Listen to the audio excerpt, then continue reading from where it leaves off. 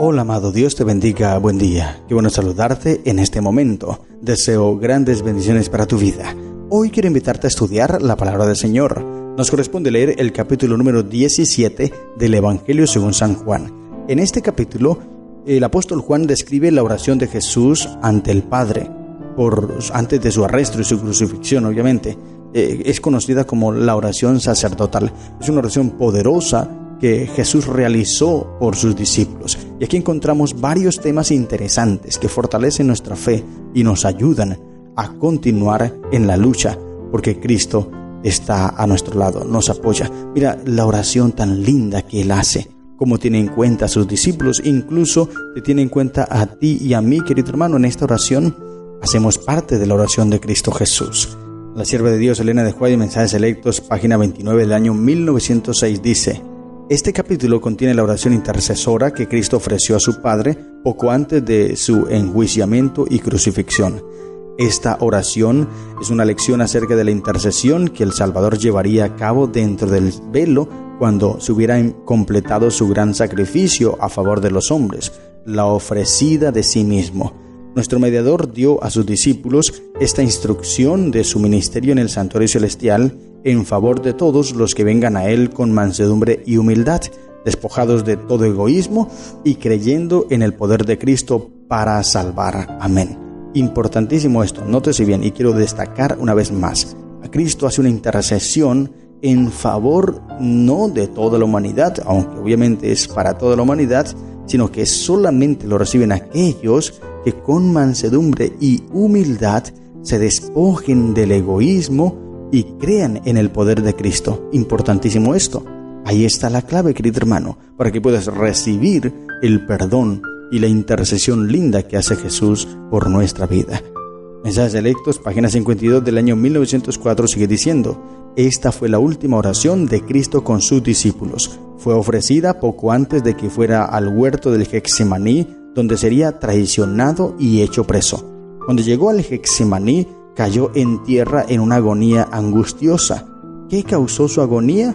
El peso de los pecados de todo el mundo descansaba sobre su alma. A medida que estudiemos esta oración, recordemos que estas palabras fueron pronunciadas poco antes de esa experiencia y de que fuera traicionado y juzgado. Importantísimo entonces valorar todo lo que Jesús hizo por nosotros, incluso antes o ya estaba allí empezando su angustia. Él sabía todo lo que venía, pero aún así decide orar por ti y por mí, querido hermano. Aún así nos entrega en los brazos del Padre. Mensajes Selectos, página 124 del año 1906, sigue diciendo: el capítulo 17 de Juan habla claramente de la personalidad de Dios y de Cristo y de su relación mutua. Padre, la hora ha llegado, dijo Cristo. Glorifica a tu Hijo para que también tu Hijo te glorifique a ti. Aquí, dice Elena de White, hay personalidad e individualidad. Esto es importantísimo. En este capítulo vemos también esa unidad que hay, pero también que el Padre es uno y Jesús es otro. Dos personas diferentes que conforman un solo Dios. Esa es la verdad acerca de la divinidad, la deidad de Dios o Trinidad, como se le ha llamado también. Leamos entonces la Biblia. Juan 17. Estas cosas habló Jesús y levantando los ojos al cielo dijo: Padre, la hora ha llegado, glorifica a tu Hijo, para que también tu Hijo te glorifique a ti. Y como te mencioné, esta oración está antes de que Jesús sea enjuiciado, pues tomado preso.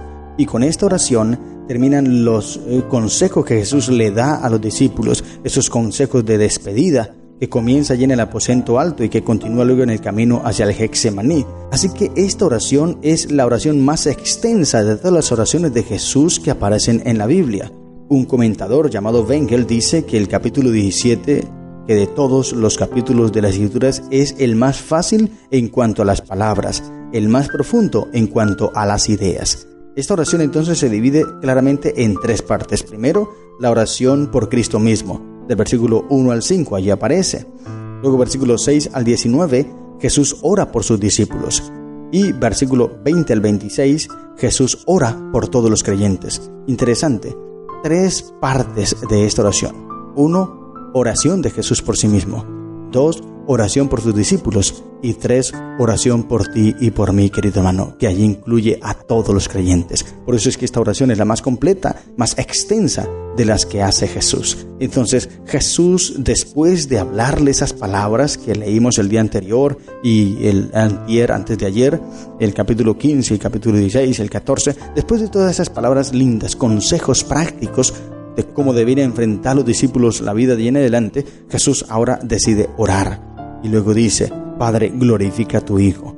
Versículo 2, como le has dado potestad sobre toda carne para que dé vida eterna a todos los que le diste. Y esta es la vida eterna, que te conozcan a ti, el único Dios verdadero, y a Jesucristo, a quien has enviado. Gloria al Señor. ¡Qué maravilloso! Mira bien, la vida eterna, querido hermano, no está en el futuro. Jesús sitúa, ubica la vida eterna en el presente.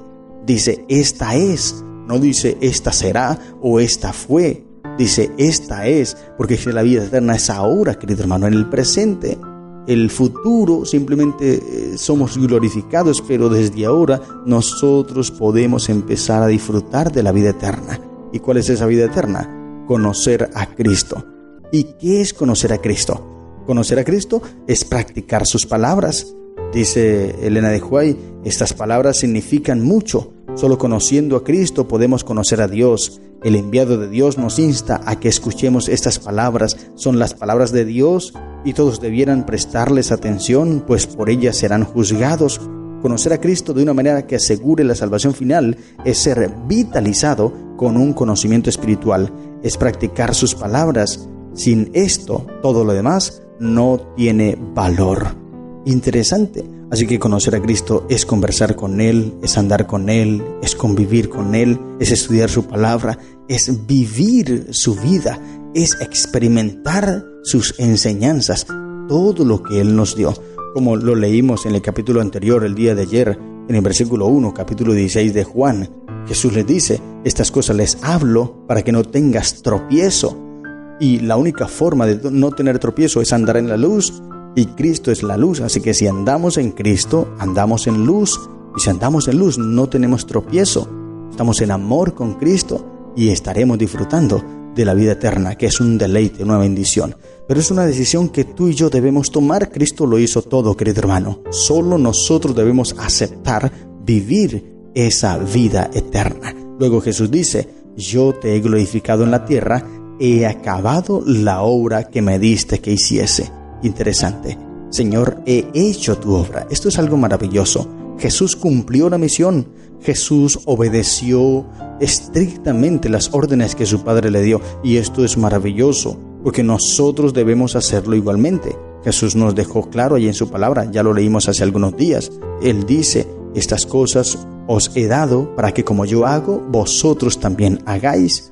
La sierva de Dios dice, en la oración intercesora que Jesús elevó a su Padre, afirmó que había cumplido con las condiciones que el Padre había dispuesto como obligatorias respecto al hombre caído, para que Cristo las cumpliera conforme al contrato hecho en el cielo. Él oró, he acabado la obra que me diste que hiciese, es decir, había forjado en la tierra un carácter justo como un ejemplo para que lo siguieran los hombres. Ahora pues, Padre, glorifícame tú al lado tuyo con aquella gloria que tuve contigo antes que el mundo fuese. En esta oración prosigue declarando lo que está abarcado por la obra que ha hecho y que se le han sido dados todos los que creen en su nombre. Da tanto valor a esta recompensa que se olvida de la angustia que le ha costado redimir al hombre caído. Se declara a sí mismo glorificado en los que creen en él. La iglesia debe llevar en su nombre a una perfección gloriosa la obra que Él ha comenzado, y cuando esa iglesia sea finalmente rescatada en el paraíso de Dios, pensará en el trabajo de su alma, se sentirá satisfecho. La hueste redimida será la gloria principal de Cristo a través de toda la eternidad. Amén. Gloria al Señor. Qué maravilloso. Por eso, querido hermano, cuando tú y yo hoy vivimos como Cristo nos pide que vivamos, lo glorificamos a Él. Y un día, cuando Él nos rescate, entonces diremos, valió la pena sufrir, valió la pena soportar, valió la pena perseverar. Y Él dirá, valió la pena morir por mis hijos. ¡Qué maravilloso! Será un momento lindo, glorioso. Por eso, querido hermano, no desaproveches, no desperdicies la oportunidad. Cristo te ama y te quiere salvar. Cristo no está orando por la manifestación de la gloria de la naturaleza humana, pues esa naturaleza nunca existió en la preexistencia de Cristo. Está orando a su Padre por una gloria que poseía en su unidad con Dios. Su oración es la de un mediador. El favor que suplica es la manifestación de aquella gloria divina que él poseía cuando era uno con Dios. Que el velo se ha quitado, dice, y brille mi gloria, la gloria que tuve contigo antes que el mundo fuera. Gloria al Señor. Y luego dice el versículo 6, he manifestado tu nombre a los hombres que del mundo me distes, tuyos eran, y me los distes, y han guardado tu palabra. Ahora han conocido que todas las cosas que me has dado proceden de ti, porque las palabras que me distes les he dado, y ellos las recibieron, y han conocido verdaderamente que salí de ti, y han creído que tú me enviaste. Amén. Gloria al Señor. Ahí está, querido hermano. Cristo Jesús cumplió su misión. Mensajes Selectos, página 52 del año 1904 dice, qué gloriosa alabanza, han guardado tu palabra. Sería un gran honor que se dijera de nosotros estas palabras, pero con demasiada frecuencia interviene el yo y éste lucha por la supremacía. Pero Cristo debería mencionar estas palabras de nosotros ante el Padre diciendo, mira, han guardado mi palabra, que es la tuya. Qué lindo es, querido hermano, cuando tú y yo guardamos la palabra de Cristo, porque como te dije, allí estaremos glorificando su santo nombre. Y Jesús empieza a hablar ahora, a orar por sus discípulos, encomendarlos al Padre, clamarles a Él para que los guarde, para que los llene de poder. Le dice versículo 15, por ejemplo, no ruego que los quites del mundo, sino que los guardes del mal. Porque no es necesario que nosotros nos vayamos. Hay muchas personas, por ejemplo, que se han acercado a mí y me han dicho, es que yo vivo en medio de unas personas que son tan pecadores y me siento mal y por eso no participo en la iglesia. Yo le digo, no, eso no debe desanimarte, al contrario, debe fortalecerte, porque Jesús mismo dijo, estamos en el mundo, pero no somos del mundo. Jesús no pidió que Dios quitara a los discípulos del mundo, sino que los guardase del mal, porque esto es importante, que nosotros seamos guardados del mal, a pesar que estemos viviendo en un mundo lleno de violencia, de maldad, de pecado, de tanta depravación. Y luego versículo 16 les dice, no son del mundo, como tampoco yo soy del mundo. Esto debemos tenerlo muy claro, querido hermano, porque lamentablemente muchos jóvenes hoy día y muchos hermanos, porque no solamente los jóvenes, están en la iglesia, pero quieren parecerse al mundo, quieren vestir como el mundo viste, quieren escuchar la música que el mundo escuche y quieren combinar la iglesia, lo santo con lo profano, música letra cristiana con música que no adora a Dios, que se utilizan para fiestas, para tomar, para bailar y todo esto. Entonces, querido hermano, nosotros debemos tener claro el concepto. Estamos en el mundo, pero no somos del mundo. Tenemos que predicarle al mundo, hablarle a las personas de Cristo para que ellos se conviertan y lleguen de las tinieblas a la luz admirable. Pero no es que nosotros vayamos a contagiarnos y queramos hacer lo mismo que el mundo hace, porque debemos tener claro, y estos dos versículos no se nos pueden olvidar, son vitales para que nuestra vida tenga éxito. Estamos en el mundo, pero no somos del mundo. Cristo no nos pide que nos apartemos y nos vayamos por allá a vivir apartados, lejos y solos, porque entonces ¿a quién le vamos a predicar? ¿A quién vamos a influenciar? Tampoco es el objetivo. Jesús nos está diciendo, quítalos del mundo. Jesús nos está diciendo, guárdalos del mal, que no nos contagiemos, que no nos dejemos influenciar por el mundo, sino al contrario, influenciemos al mundo con la palabra de Dios. Esto es lo que Dios nos pide a través de esta oración linda de Jesús. Y luego dice, santifícalos en tu verdad, tu palabra es verdad. Gloria al Señor. Ahí está, 3 versículos poderosos de este capítulo 17 de Juan. Primero, no los quites del mundo, guárdalos del mal. Segundo, no son del mundo, no se pueden contagiar. Y tercero, deben ser santos. Esta es una gran verdad, querido hermano, que no puedes olvidar. Dice Mensajes Selectos, página 159 del año 1903. Un sentimiento agradable, satisfecho de sí mismo, no es una evidencia de santificación. Se conserva un fiel registro de todos los hechos de los hijos de los hombres. Nada puede ocultarse de la mirada del alto y sublime, el que habita la eternidad. Algunos avergüenzan a Cristo por la forma en que trazan sus planes, astucias y proyectos. Dios no aprueba su conducta, pues el Señor Jesús no es honrado por el Espíritu y la conducta de ellos. Olvidan las palabras del apóstol: hemos llegado a ser espectáculo al mundo, a los ángeles y a los hombres. Y ahora, después de Jesús orar por sus discípulos, nos incluye a nosotros en su oración. Versículo 20 y 21 dice: mas no ruego solamente por estos, sino también por los que han de creer en mí por la palabra de ellos, para que todos sean uno, como tú, oh Padre, en mí y yo en ti, que también ellos sean uno en nosotros, para que el mundo crea que tú me enviaste. Gloria al Señor. Mira esta gran verdad. Primero, Jesús ora por nosotros. Y segundo, confirma que Él y el Padre son dos diferentes, porque dice, así como lo somos nosotros, habla en plural. Muchas personas hoy día dicen, es que Jesús está hablando con Él mismo, pero eso es ilógico. La Biblia tampoco es así, querido hermano. Hay que ponerle lógica bíblica. Jesús está hablando con su Padre, son dos diferentes. Él está en la tierra y el Padre en el cielo. Y Él le dice que todos sean uno, así como nosotros somos uno. Mensajes Selectos, página 52 del año 1904 dice: ¿de qué clase de unidad se habla en estas palabras? Unidad en la diversidad. Nuestras mentes no discurren todas por los mismos cauces. A todos no se nos ha dado la misma obra. Dios ha dado a cada hombre su obra de acuerdo con sus diversas capacidades. Hay diferentes clases de obras que se debería hacer y se necesitan obreros de diversas capacidades. Si nuestros corazones son humildes, si hemos aprendido en la escuela de Cristo a ser mansos y humildes, todos podemos marchar juntos por la angosta senda que se nos ha señalado. Amén. Es importante entonces la unidad. David Ankerel, del 1 de junio del año 1905, dice: Cristo es uno con el Padre, pero Cristo y Dios son dos personajes distintos. Leed la oración de Cristo en el capítulo 17 de Juan y encontraréis que se destaca claramente este punto. Cuán fervientemente oró el Salvador para que sus discípulos fueran uno con Él, así como Él es uno con el Padre. Pero la unidad que debe existir entre Cristo y sus seguidores no destruye la personalidad de ninguno de los dos. Deben ser uno con Cristo, así como Él es uno con el Padre. Interesante. Mensajes Selectos, página 111 del año 1903 dice: ¡qué afirmación maravillosa!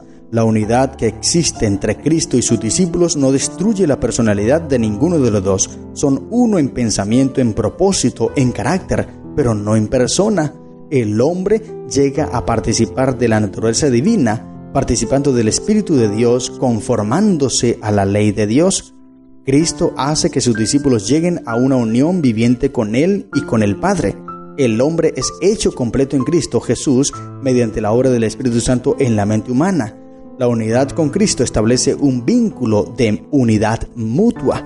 Esa unidad es la prueba más convincente ante el mundo de la majestad y virtud de Cristo y de su poder para eliminar los pecados. Amén. Ahí está, querido hermano. ¿Qué es lo que Dios pide de nosotros?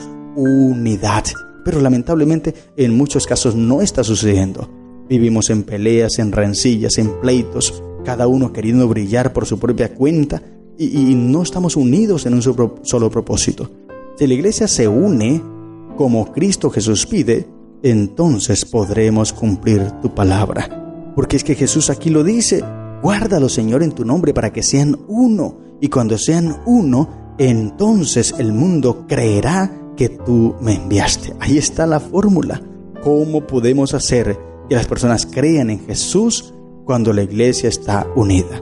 Querido hermano, tenemos una grande y linda responsabilidad: unirnos unos a otros, aferrarnos a Cristo y dejar que Él conduzca y controle nuestras vidas para que haya unidad, para que haya amor y Cristo se manifieste en su iglesia. Y así podamos entonces terminar la obra que Él nos ha encomendado. Hazlo, querido hermano, únete y Dios podrá bendecirte. Estas son las lecciones que encontramos en el capítulo 17 del Evangelio según San Juan. Que el Señor te bendiga. ¡Feliz día!